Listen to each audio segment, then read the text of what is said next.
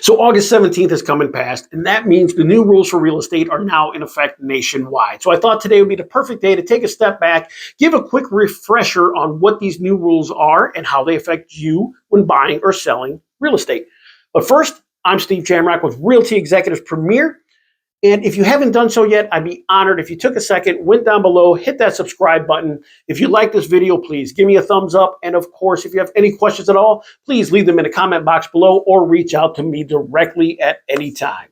Now, what are the new rules for real estate? Well, we'll start with the home buyers. First, if you are in the market to purchase a property and you would like a realtor to represent you, you must first enter into a buyer agency agreement with the realtor of your choice prior to looking at any property. So again, before we go on any showings or look at any homes, we must have a buyer agency agreement in place. And I'll get into what that is here in a second. Home sellers, if you're going to use a realtor to help list and sell your property for you, we can no longer advertise in our multiple listing service platforms a cooperating compensation to a buyer's agent if they have a buyer for your property.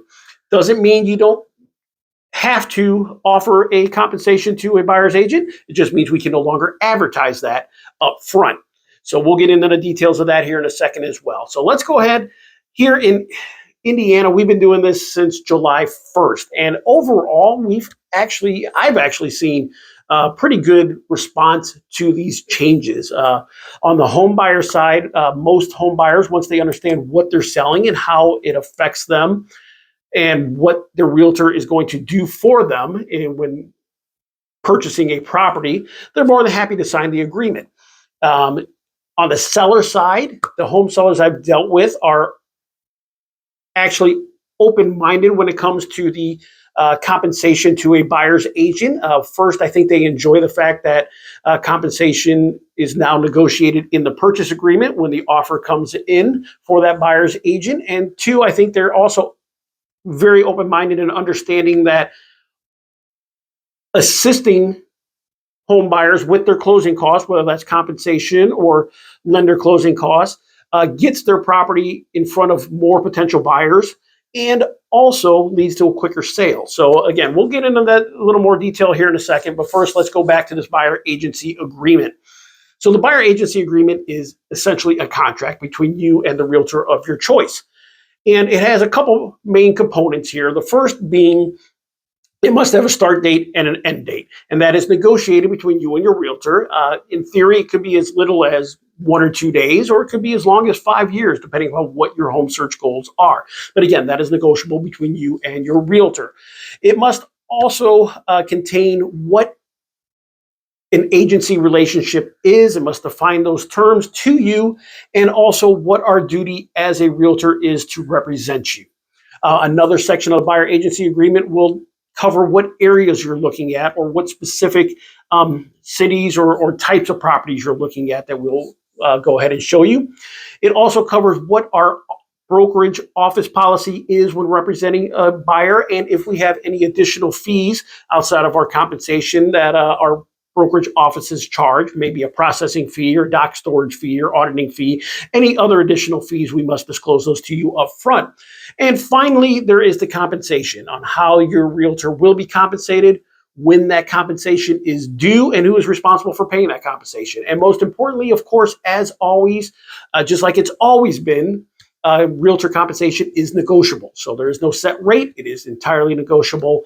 And we spell that out for you in writing up front and discuss that to you when we sit down and talk about the buyer agency agreement. So that's the buyer agency agreement in a nutshell.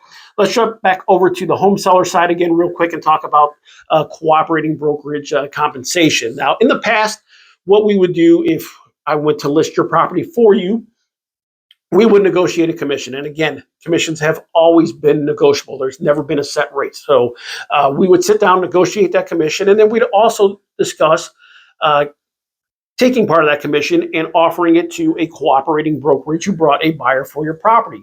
We would then advertise that publicly in our MLS so that buyers' agents could see that and know that there's compensation being offered.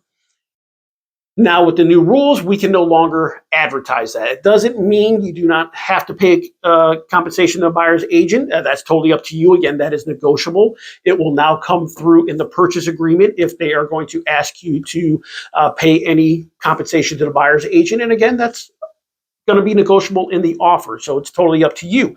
What I will say is that I've seen here, and it's kind of early on, but what I've seen is that home sellers who are open-minded to continuing to offer buyer's agent compensation are getting their homes out in front of more buyers' eyes, and you have a bigger buyer pool. They're also seeing their homes sell quicker. So it will be interesting as we plays out and gets more data. Like I said, here in Northwest Indiana, we've been doing it since July 1st, so still relatively short sample size. But in that time, it has been noticeable that home sellers who are still offering a buyer's compensation through negotiation of the purchase agreement are seeing their homes sell quicker because of a bigger buyer pool. So just my 2 cents there. Just remember that compensation is always negotiable. So if you have any questions whatsoever about the buyer's agency agreement on the home buyer side, or what selling your house and negotiating commission on that side is, or how it affects you, either way, I'm always available for you. I'd love to talk to you about this. If you're in the market to buy or sell a property here in the coming months and you have no idea that these rules went into effect or what I'm talking about, even more important that you reach out and let's discuss this here in person with you. So if you have any questions at all, again, I'm always available for you. Thanks for watching, and we'll talk to you next time. Take care.